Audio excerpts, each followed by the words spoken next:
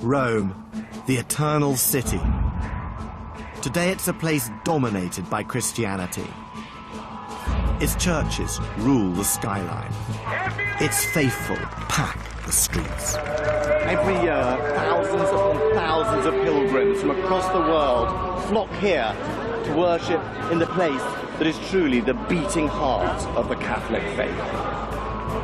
For many, Rome's status as a holy city begins with Christianity. But in fact, its origin as a sacred site owes everything to its pre-Christian past. It was exotic pagan deities who were first credited with transforming a hillside village to the capital of the most powerful empire the world has ever known. These were the gods of thunder, love, war, and wisdom, who dominated the city for 1,000 years and held its fortune in their hands.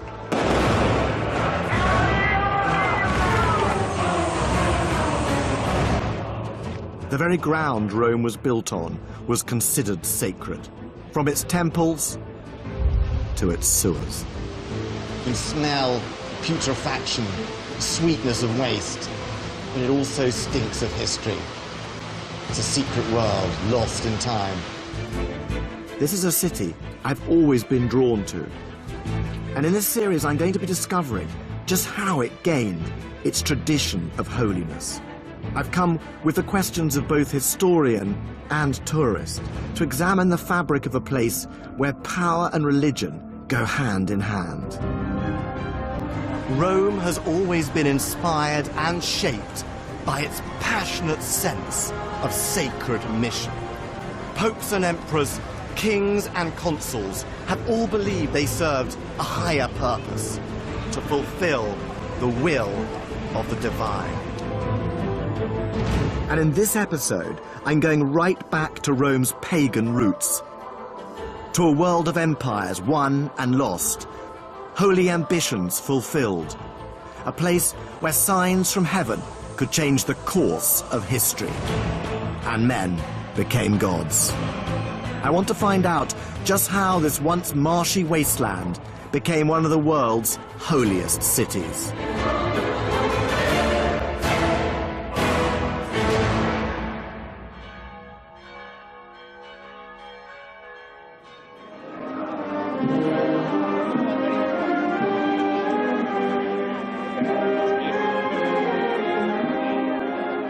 Every July, Rome celebrates one of its favorite festivals. It's a Catholic celebration in which a statue of the Virgin Mary gets a tour of Rome along the River Tiber. And she's off.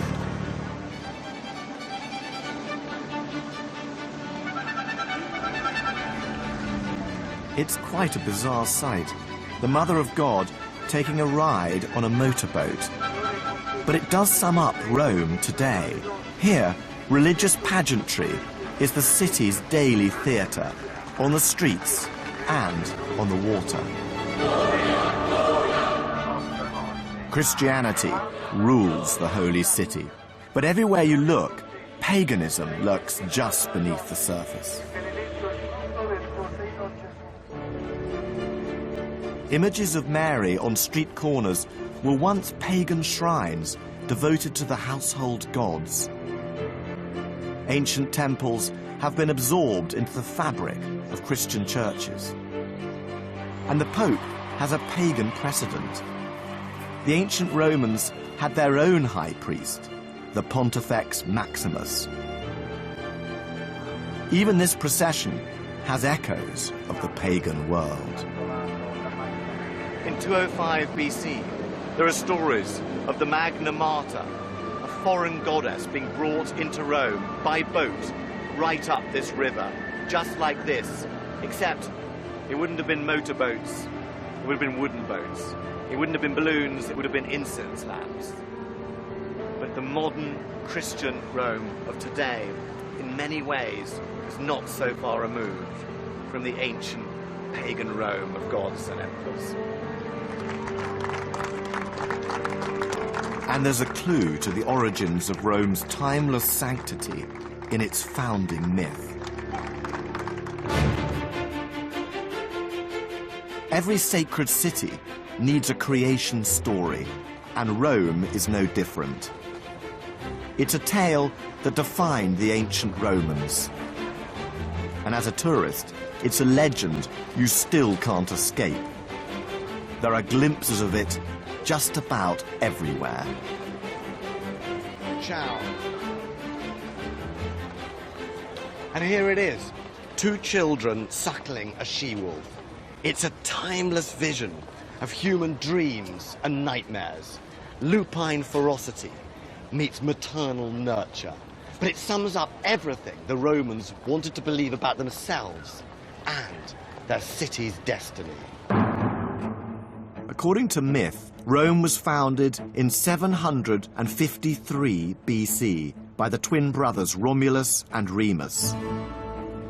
Abandoned as babies, they were rescued by a she-wolf.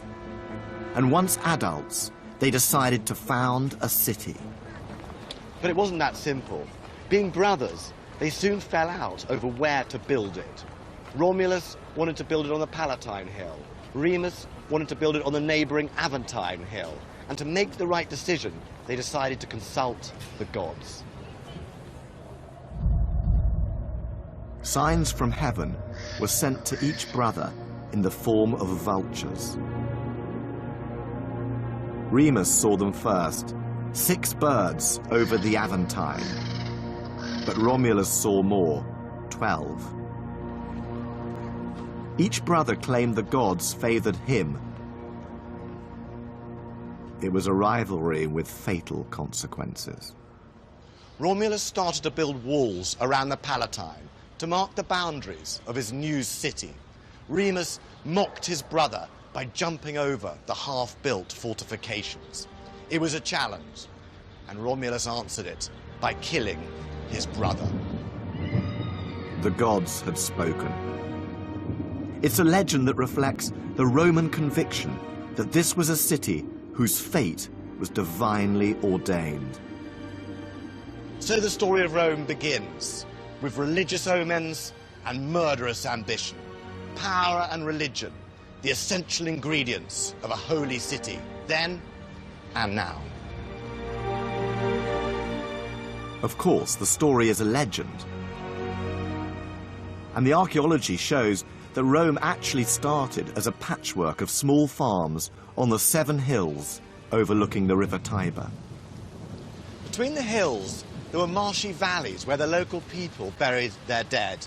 And sometime in the 8th century BC, 2 villages that stood on the hills, the Palatine and the Quirinal, merged into one settlement. But there is one element in the Romulus and Remus story that does seem to have a basis in historical fact. And that is, right from the beginning, Rome was surrounded by a boundary that was of enormous importance. It marked Rome out as a sacred city. This boundary was known as the Pomerium, and Romans thought it originally followed the line ploughed by Romulus around the city. But it wasn't just about marking out territory. Much more significantly, the Romans believed the land within it enjoyed divine protection. This gateway, known as the Arch of Dolabella, was built on the line of the Pomerium. And to keep the gods happy, there were strict rules dictating behavior within Rome's sacred confines. So, on this side of the arch, I'm outside the city, where the Romans believed you could bury your dead or make war. But as I walk through the archway, I enter Rome. Rome begins here, and everything is sacred. So if I was a soldier, for example, I would have to leave my arms outside the gate. Generals could not build military camps here. The Romans believed that to break these rules was sacrilege.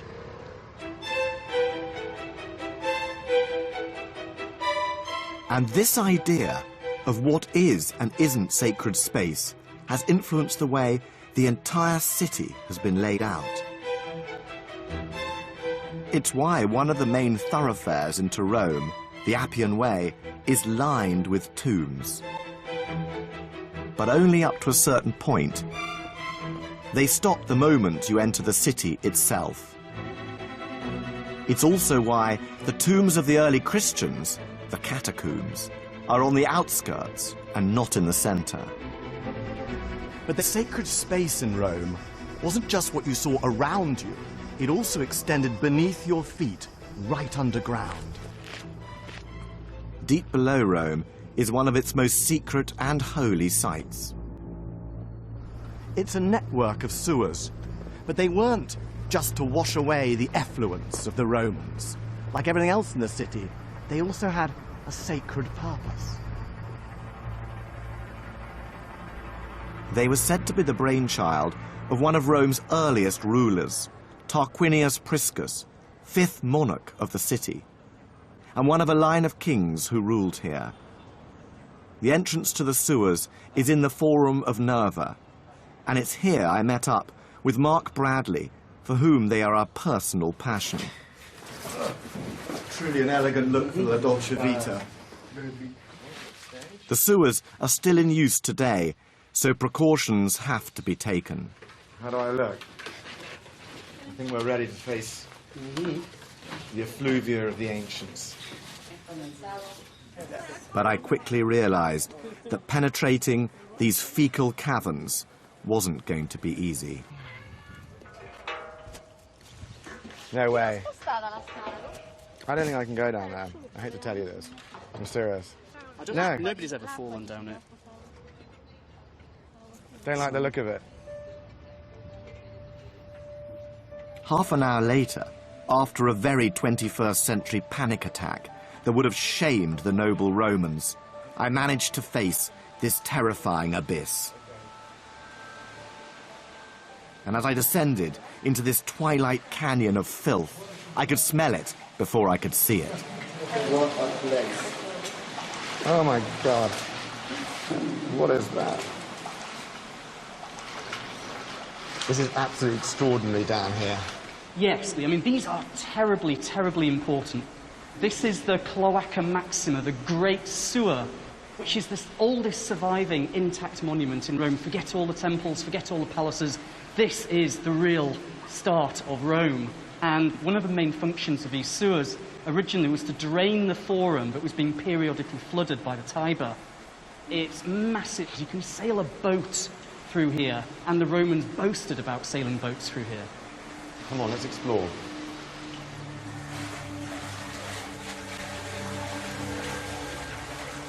This extraordinary sanitation system was built right back in the 6th century BC, and its tunnels stretch for miles and miles. For 2,500 years, right up until the 19th century, this was the only sewer system serving the whole of Rome. And the ancient Romans believed it purified the city, both practically and symbolically. So, Mark, why are these sewers sacred? Well, these sewers are sacred in part because they flush waste out of the city, they cleanse the city, they make the city pure. And there are shrines marking particular points and junctions in the sewer.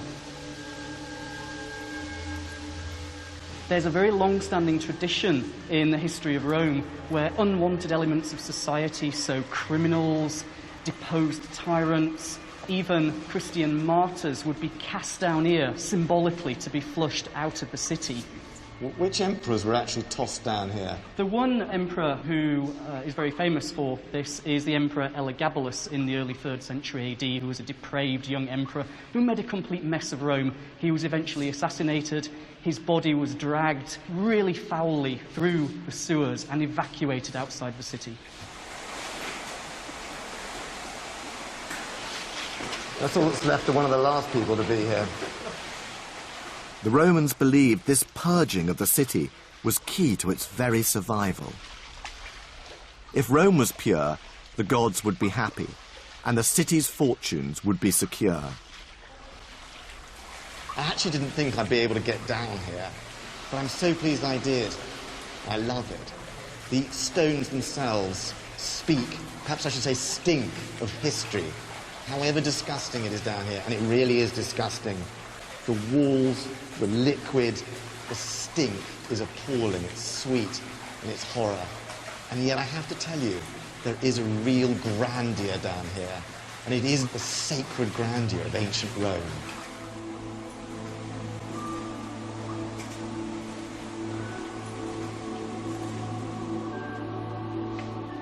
This splendid subterranean world has shown me that right from its inception, Rome was regarded as a holy city, above and even below the surface. Oh my God, how lovely. Sunlight, air. Goodbye, ancient tunnels of Rome.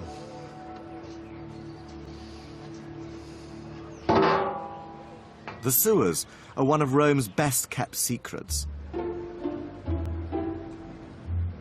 But they have an unexpected link to one of the city's most popular tourist destinations that might not please the thousands of people who come here. The famous Bocca della Verità, the mouth of truth, has been linked since the Middle Ages to a tradition that if an unfaithful lover put his or her hand in the mouth, it would be bitten off. In Roman times, it wasn't a good idea to put your hand in that hole, whether you were faithful or not. This is, in fact, a monumental sewer cover, decorated with the face of Oceanus, god of the oceans. The risk was not so much from infidelity as from infection.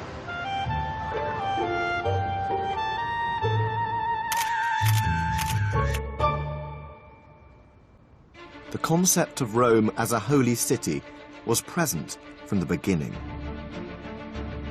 And it not only shaped how the Romans designed their city, it also influenced every political decision its rulers made. The Romans were obsessed with the gods and their moods.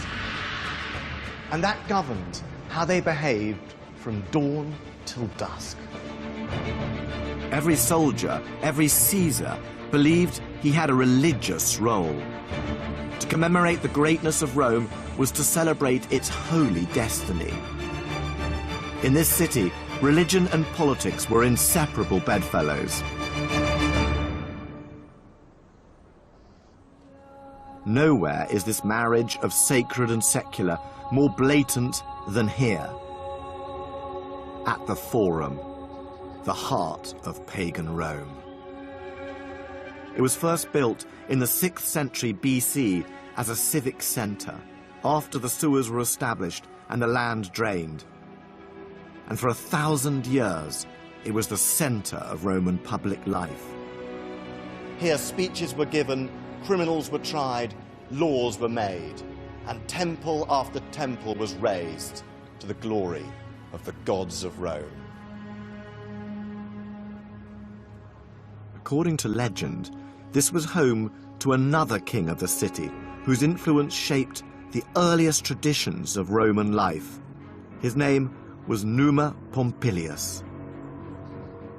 The Romans believed that it was Numa who created the religious rituals and structures that made possible the rise of Rome. And he did it right here. When you visit the Forum for the first time, you're both dazzled and bewildered. It's a mishmash of architectural fragments from different ages. There are traces of temples built and rebuilt, layer upon layer of Roman history. Much of what stands here today belongs to the time of the emperors, the last leaders to make their mark. But the origins of this site can be dated right back to the period of the Roman monarchy. King Numa was said to have established 4 colleges of priests with very clear responsibilities that were not just religious, they were also political. And without their say-so, the entire routine of Roman politics would grind to a halt. All buildings in the Forum, public or private, were dedicated to the gods. And all political decisions had to be made on sanctified ground, from holding elections to passing laws. So it was a group of priests known as the augurs who had the final say over planning decisions. This was the Senate House, but it was also something called a templum, a sacred space. The augurs would consult the heavens to approve the site and then map it out with holy staffs. It was as if the Houses of Parliament stood on a sacred rectangle. And if the space wasn't sacred, the decisions weren't valid. At the opposite end of the forum was the Regia. It was the royal residence, originally thought to be the palace of King Numa and the seat of secular power. But it was also the centre of religious control. This was once the headquarters of the Pontifex Maximus, the high priest, the supreme religious authority of Rome. And Pontifex Maximus literally means the greatest bridge builder. He was the bridge between gods and men. He regulated the rituals of Roman life and the divine law, and this gave him considerable political authority. But he was also master of the Vestal Virgins, and right next door to his headquarters was their house and temple. The Virgins were priestesses of Vesta, the goddess of the hearth and home, who had a special link to the fortunes of the entire city. The Vestal Virgins were chosen at the age of 6 for their moral and physical perfection. Their task was to tend the sacred flame of the sacred hearth of the city, and the Romans believed that if the fire went out, the city itself would fall. The whole forum was a place where religious practice ensured Rome's political decisions had divine backing.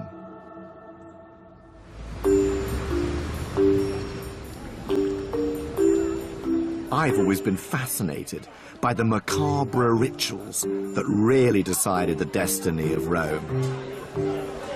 So I asked Mark Bradley to give me an insight into the work of a priestly group who were involved in one of the gorier aspects of Roman politics.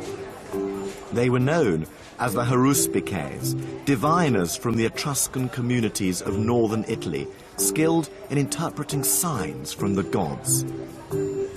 And there's a reason we're meeting in a fresh food market. So Mark, what is this still warm, almost pulsating bloody organ that we have here on the platter in this butcher's shop?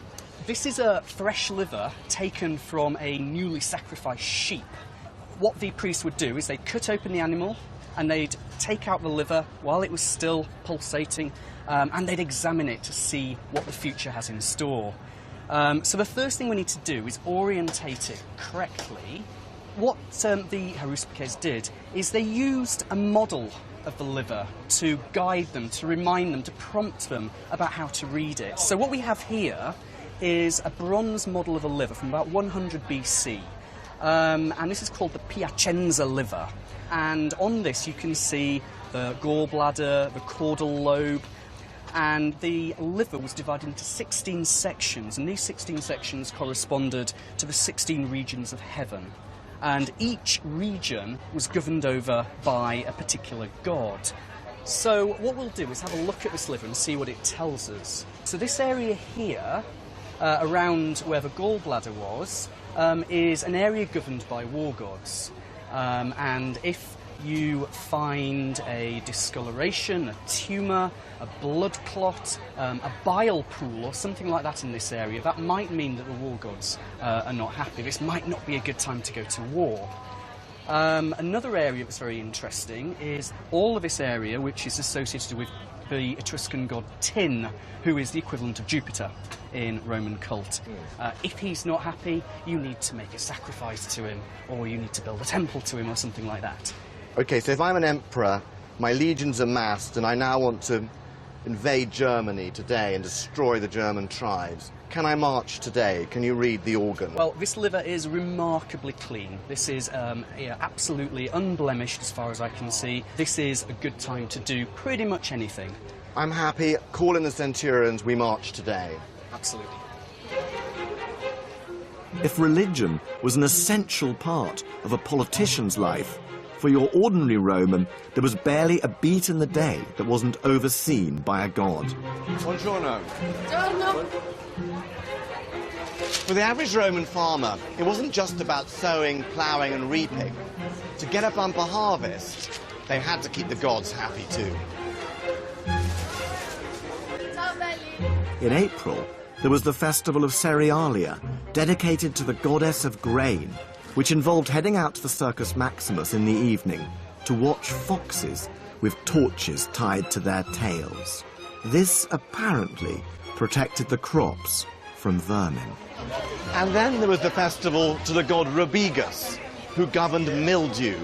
To avoid an outbreak, farmers had to sacrifice a dog. And in October, to thank Mars for the harvest, it was a horse that got the chop.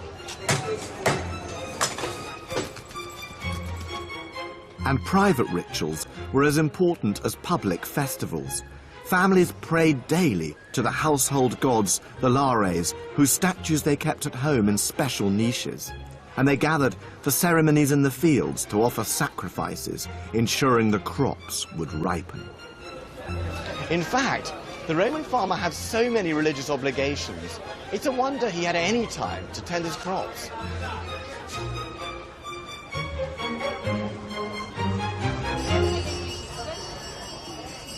The religious structures and practices said to have been established by King Numa largely formed the basis of Roman religion for the entire first millennium of Rome. But in 509 BC, a political crisis broke out. A group of aristocrats rebelled against the king, Tarquin the Proud. They overthrew him and established a new political system. Rome would no longer be ruled by one man, but by the Senate, an assembly of its leading citizens. The Roman Republic was born. But whatever ideas drove the change, religion remained at the heart of the new regime. Indeed, the more successful Rome became, the more sacred the city.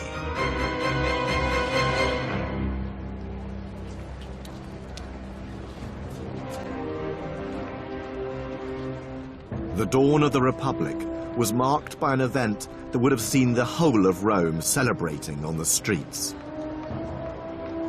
It was the dedication ceremony of a building that once stood here on the Capitoline Hill, the single most important temple ever erected in Rome. On the 13th of September, 509 BC, this spot above the Forum would have been packed with people. And what an awesome spectacle it would have been. They were there for the dedication of the vast new temple of Jupiter, Optimus Maximus, the biggest and brightest of the Roman gods. There was an altar outside for sacrifices, and the doors were always open, so passers-by could see the huge and gaudy statues of the gods within. For a Roman who was there that day, it would have been as magnificent as it was unforgettable. The entire ceremony was designed to remind the Roman people that the god Jupiter was the source of Roman glory. And for the new republic, this building marked a dramatic moment in the city's history. This was the opening ceremony of the first pagan cathedral of Republican Rome. The only surviving sections of the temple are now in the Capitoline Museum in their original position. The buildings in which the gallery now. Matthew Nichols believes it's a building that encapsulates the sacred ambitions of this new regime. What we're looking at here, Simon, is a wall that forms part of the foundations of the Temple of Jupiter. It's not the temple itself, it's merely the foundations that built a huge platform on which the temple sat. And how big was it? It was enormous. It was awe-inspiringly huge. You've got to imagine a podium that was perhaps the size of 2 Olympic swimming pools side by side, with the temple itself sitting up on top of that. So this dominated central Rome, this dominated the Forum. It looked down on the Forum, it looked out across the hills and valleys of Rome. It could be seen from a long way away, and it was a magnificent sight. Who built it, and what was its political significance? Its significance is really what it tells us about the ambitions of the Roman state. It was linked right from the start to conquest and the divine mission of conquest the Romans felt they had. But even though we associate this temple very closely with the Roman Republic and the many rituals of the Republic, in fact it was planned, it was conceived when Rome had kings, was ruled by Etruscan kings, and the last of them, Tarquinius Superbus, was responsible for almost bringing this temple to fruition, and then his rule was blown away in the revolution. So why did the Republic adopt this very royal enterprise? The Romans loved the idea that their rule and their growing empire was sanctioned by the will of heaven, that this was a mission that the gods entrusted to them as a people. Even when the kings were gone, the Roman people could carry that mission forwards. The building of this temple marked a watershed in the history of the Holy City. It was the moment when Rome transformed from being a town of small-scale temples and shrines to a sacred capital embellished with its own cathedral. The Temple of Jupiter was a declaration of the astonishing religious and political confidence of Rome, a rising power blessed and propelled on its sacred destiny by the forces of the gods. And that power was consolidated by the raising of ever more temples. Their remains can still be seen all over Rome. As the Romans conquered new territories, the spoils of victory poured into the city. And since the Romans attributed their success to the gods, so the victors built more and more magnificent temples in gratitude and in celebration. Gradually, the geography of the Holy City began to resemble a map of Rome's ever-increasing empire. And nowhere was Rome's acknowledgement of the gods clearer than in one of the city's most colourful military ceremonies. When a general returned from a victorious war, the Senate voted him something called a triumph, a parade through the city. He rode in his chariot, followed by his army, by wagons heaped with booty, and by his shackled prisoners. And he ended up right here at the Via Sacra, the sacred way, the most important street in the Roman Forum. Imagine the excitement. The general wearing purple and gold, his face painted scarlet. He was dressed as Jupiter for a day, but in case the glory went to his head, a slave rode behind him in his chariot, whispering, "Remember, you are only mortal." His procession ended, of course, at the Capitol and the Temple of Jupiter, where he laid laurels at the feet of the giant statue of the god. At that moment, there'd be no doubt in any Roman's mind that the gods were responsible for the city's fortunes.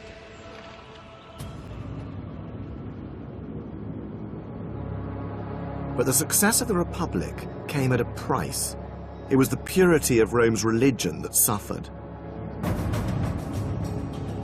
The city's expansion into a vast empire led to an influx of foreigners from Greece to Egypt.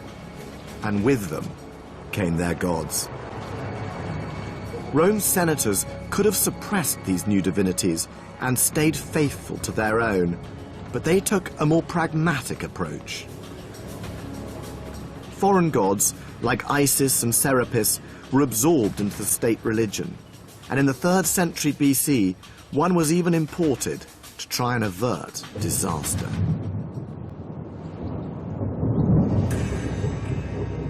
In 205 BC, Rome faced one of its gravest crises.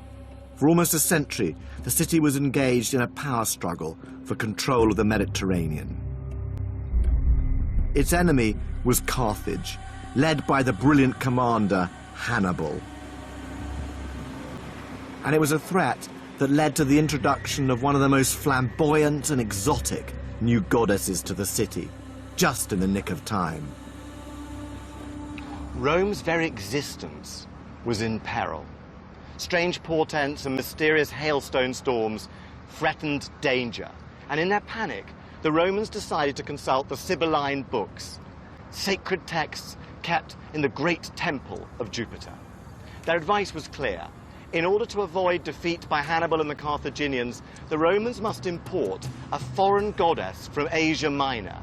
Her name was Magna Mater, the Great Mother, and her arrival in the city and her acceptance as one of its official gods, that alone would help save Rome.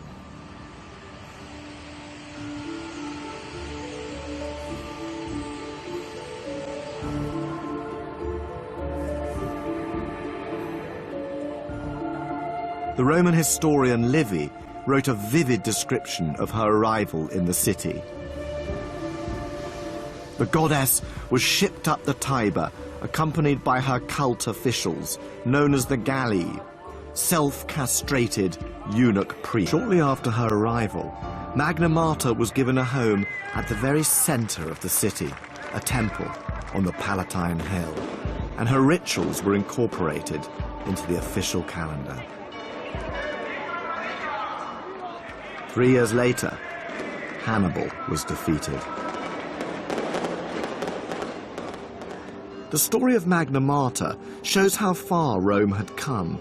It had transformed from sacred village to a holy city, dedicated to a multinational pantheon of deities.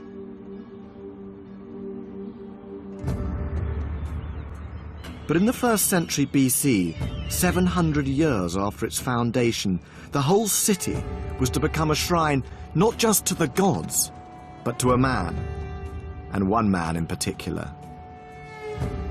It was an innovation that had its roots in the rule of one of Rome's most outstanding leaders, Julius Caesar. Caesar's rise to power came at a time when violence, cynicism, and corruption had taken hold of the holy city. As the empire grew, the struggle for control became more and more vicious, and religion was ripe for exploitation. Portents from heaven were interpreted to justify decisions. Omens and oracles were invented for political advantage. And in this world, one man stood out. Caesar was so exceptional, the Roman state was almost too small for him. Nicknamed by his own soldiers, the balding adulterer, he was a gambler, a risk-taker, and he was an arch-manipulator of religion for his own political ends. He even claimed to be descended from the goddess Venus herself. But his success provoked the jealousy and suspicion of the other nobles, with deadly consequences.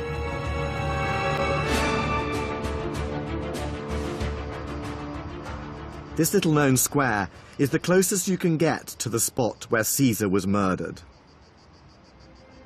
In the 1st century BC, these ruins were temples. And on the Ides of March 44 BC, Caesar was passing here when he was stabbed by a group of conspirators. At first, he fought back, but when he saw among the assassins was Brutus, his mistress's son whom he adored, he gave up. His murder was meant to save the Republic, but in fact, it just accelerated the end of the dream. With Caesar's successors, Rome would no longer be ruled by the Senate as a republic, but by a single ruler as an autocracy. And with this new political order came an innovation in Roman religion, which would once again have a huge physical impact on the holy city and on the daily lives of the ordinary people who lived here. The emperor wouldn't just be the most powerful political leader in the Western world. He was about to become the son of a god.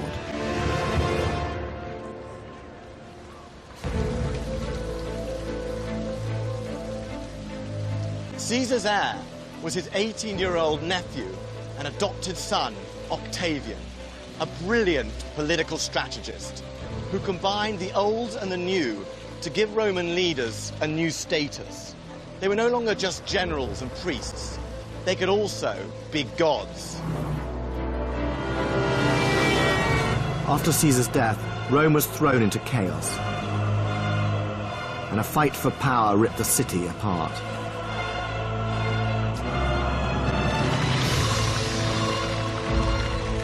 Octavian found himself in a bitter struggle to rule the empire against Caesar's right-hand man, Mark Antony. Mark Antony allied himself with the irresistibly vampish and hugely ambitious Queen of Egypt, Cleopatra. Together, they embraced an Eastern version of power and religion. But Octavian cleverly used this to turn the Romans against them. Antony and Cleopatra were defeated in battle and committed suicide. He by sword, she by snake. And Octavian became Rome's first emperor. Octavian's victory marked a crucial turning point in Rome's history.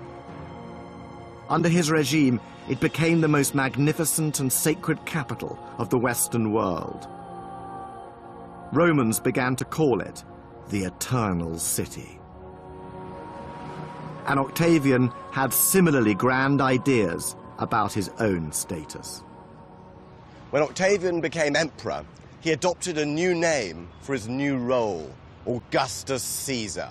Augustus means consecrated by the augurs. It was a name that evoked the favor of the gods and the auspices that marked the founding of Rome.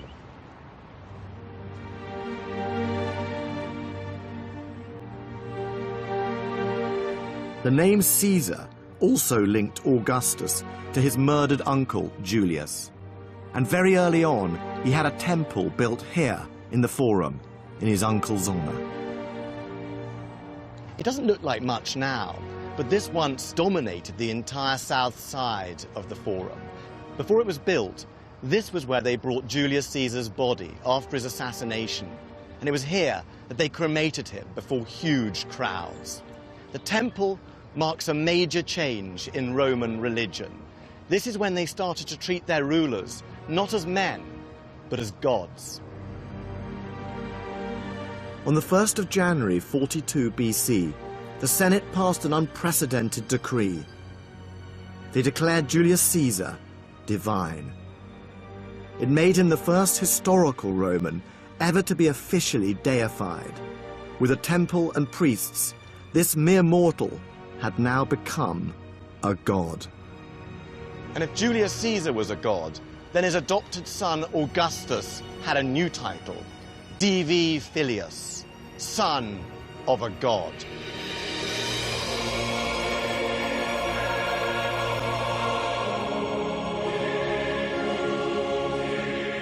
But Augustus's desire for divinity wasn't satisfied by a title alone.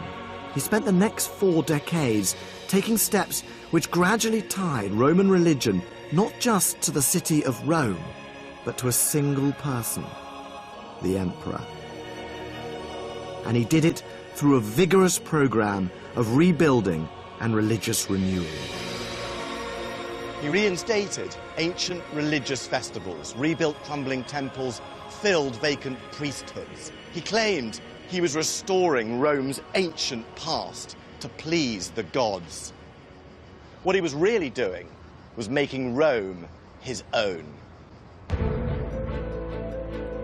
Augustus subtly co-opted new powers, taking on the mantle of all the major priesthoods in Rome, culminating in 12 BC when he declared himself Pontifex Maximus. 5 years later, he divided the city into new districts. And on every street corner, he built a shrine. In his meticulous way, he was altering the whole focus of Roman worship.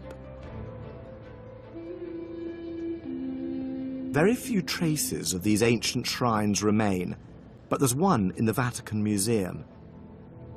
It's tucked away from public view in the Pope's own private gallery. And its carvings show just how the shrewd Augustus was shifting the object of Roman worship from the gods to himself and his own family. Questo è un altare dove probabilmente venivano fatti i sacrifici a una divinità. Questo è un altare molto importante perché nella sua non grandi dimensioni ha 4 scene di tipo propagandistico riguardo ovviamente Augusto e la sua genealogia. So what are the images on it? Questa è una scena di sacrificio dove Augusto è nella veste di sacerdote sacrificale. Il sacrificio era importante nell'antica Roma perché era ciò che connetteva l'uomo alla divinità. Per cui in questo caso Augusto è il tramite tra il popolo romano e le divinità. And Augustus's family connection to the gods is even more explicit in another scene. Questa immagine in particolar modo rappresenta Cesare. Questo altare in particolare ci ricorda che Cesare è diventato una divinità, è quello qui che con il suo carro, sulla sua quadriga, vola verso il cielo. Il cielo qui è rappresentato da questo personaggio con la veste sopra la testa, tonda. What did Augustus want the people who saw this shrine to believe? Questo è un monumento che riesce in qualche modo a focalizzare l'attenzione di chi lo guarda nei confronti di Augusto e della sua famiglia. Augusto, più di altri, meglio di altri, ha usato la religione per spiegare, diciamo così, al popolo il suo potere. E questo passaggio dallo stato terreno allo stato divino. Questo serve perché la gente, il popolo comune, dia ad Augusto una sorta di velata divinità. By putting images of his deified ancestors on shrines all over Rome and encouraging sacrifices to them, Augustus was making a bold statement. Augustus was inviting all ordinary Romans to take part in the creation of a new imperial mythology. The city of Rome was being indelibly stamped with the divine claims of one family, one ruler. And Augustus set the tone for the emperors who came after him. During his life, he was the sole religious authority in Rome.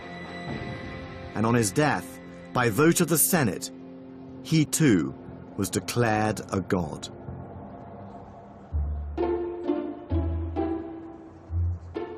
The Forum is a living testament to Augustus's precedent.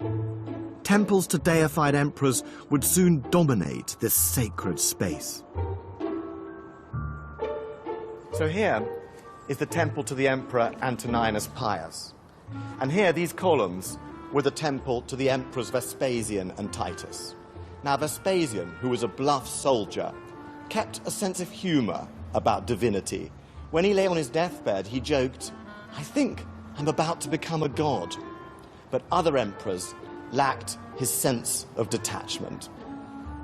The demented Emperor Caligula cavorted as the goddess Venus in a gorgeous, bejeweled dress. The Emperor Hadrian took all of it a step further when he deified his young, gay lover. And as for Nero, he built a 120-foot statue of himself as the sun god, right here in the center of Rome. But it was the imperial cult and its demands that provoked a minor challenge to Roman religion with world-shattering consequences. A new generation of foreign sects was starting to gain popularity in the city, and one in particular showed resistance to this worship of emperors. That cult was, of course, Christianity. And 300 years after its emergence, it would entirely reshape the city of Rome. The pagan temples would be converted into churches, leaving the Roman gods to crumble into dust. But when it first arrived in Rome in the 1st century AD, Christianity looked less like a force to be feared, and more like a sect of cranks with peculiar and preposterous beliefs worthy of mockery.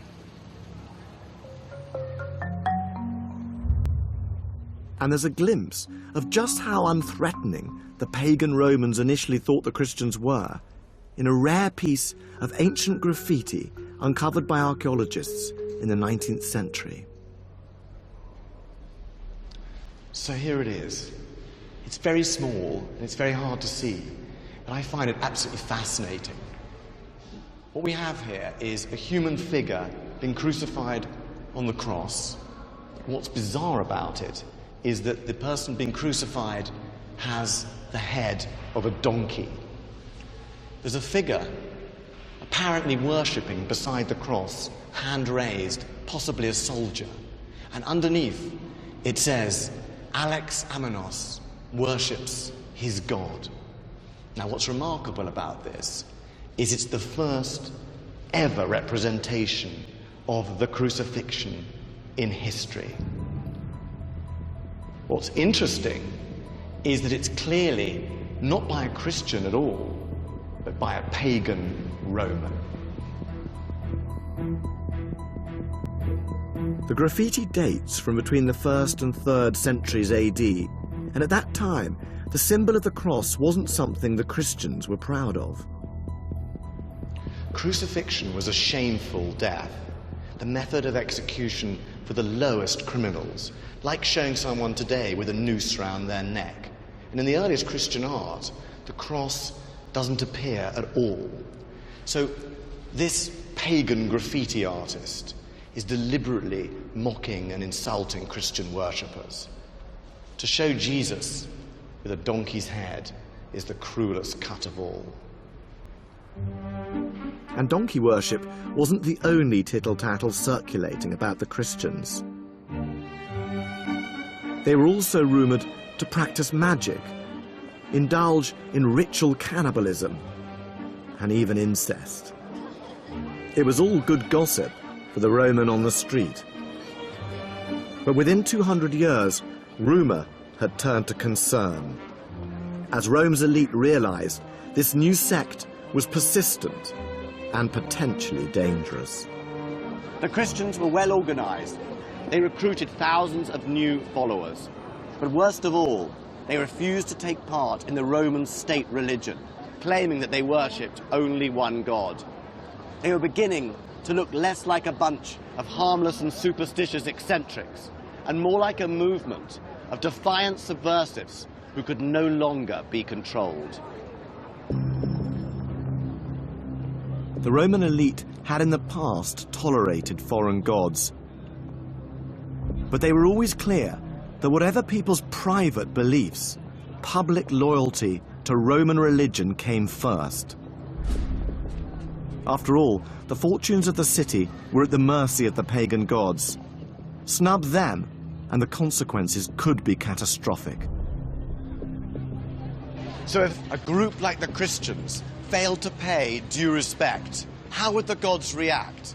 The fate of the city and its empire hung in the balance.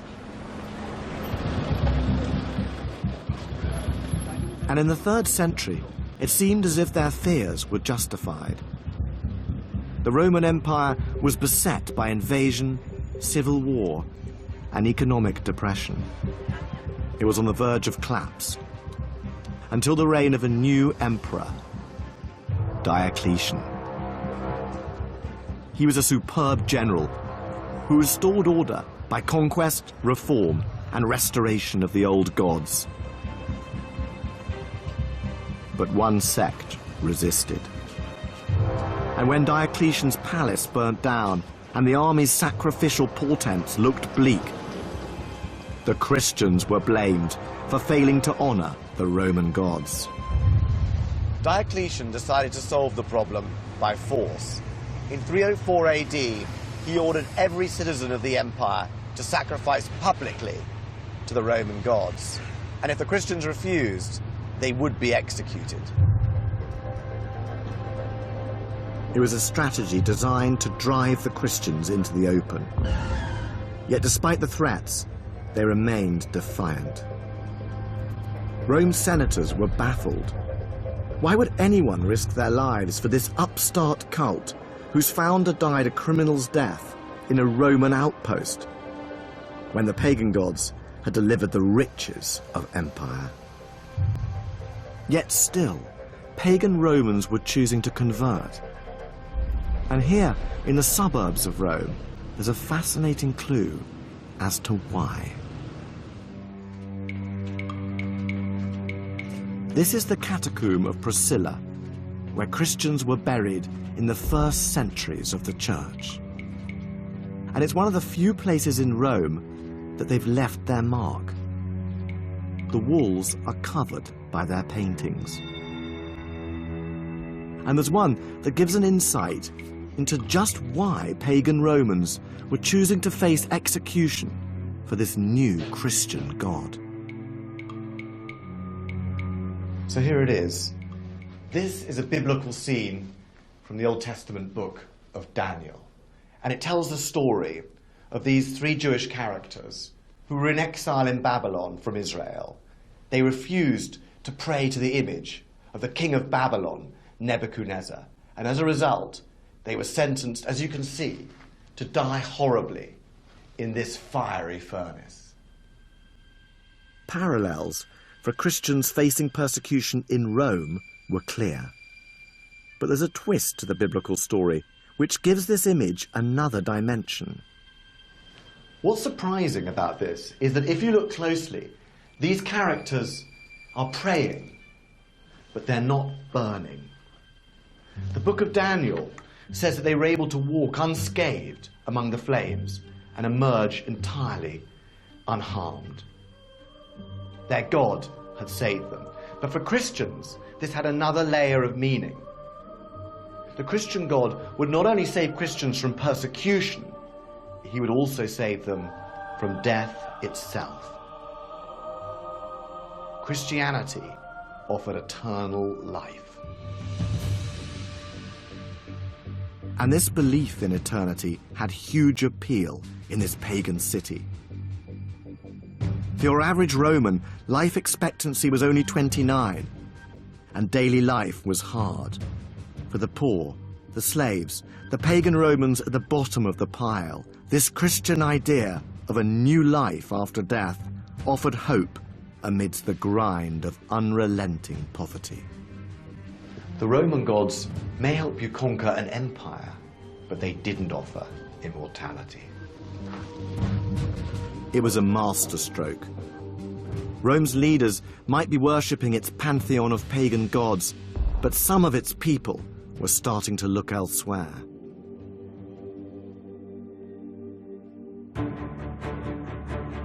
Ancient Rome has always been a symbol of secular power.